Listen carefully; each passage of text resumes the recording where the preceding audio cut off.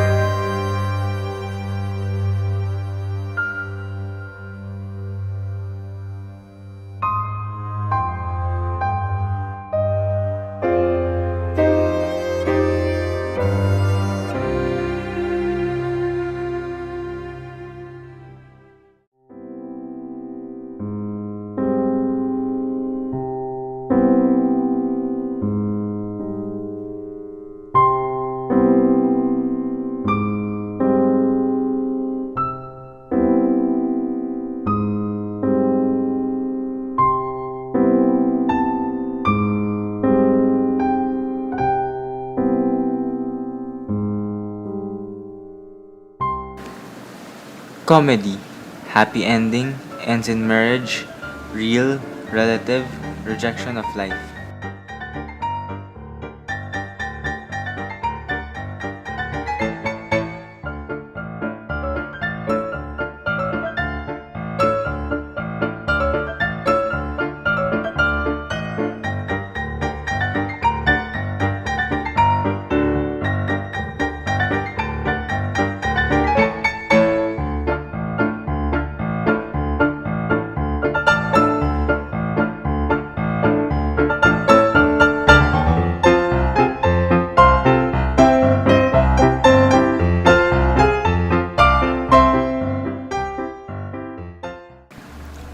Plot. The plot is how the author arranges events to develop his basic idea. It is the sequence of events in a story or play.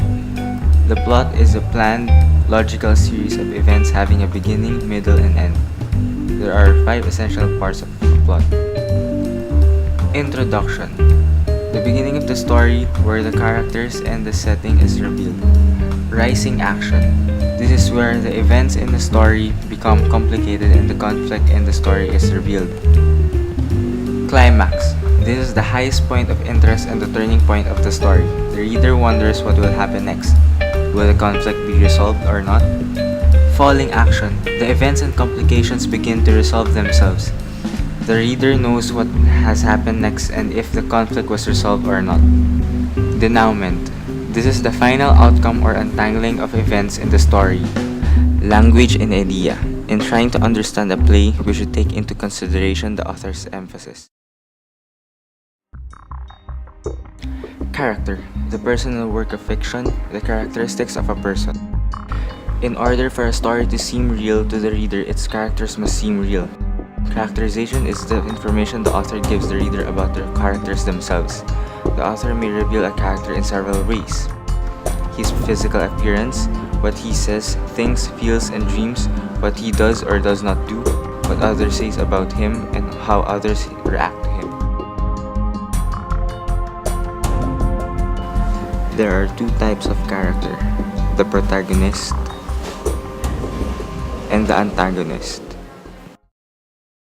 Conflict. It is essential to plot. Without conflict, there is no plot. It is the opposition of forces which ties one incident to another and makes the plot move. Conflict is not merely limited to open arguments. Rather, it is any form of opposition that faces the main character. There are 3 kinds of conflict. Man versus man. The leading character struggles with his physical strength against other men, forces of nature, or animals.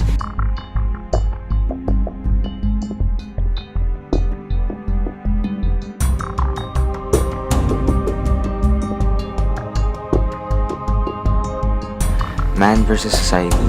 The leading character struggles against ideas, practices, or customs of other people.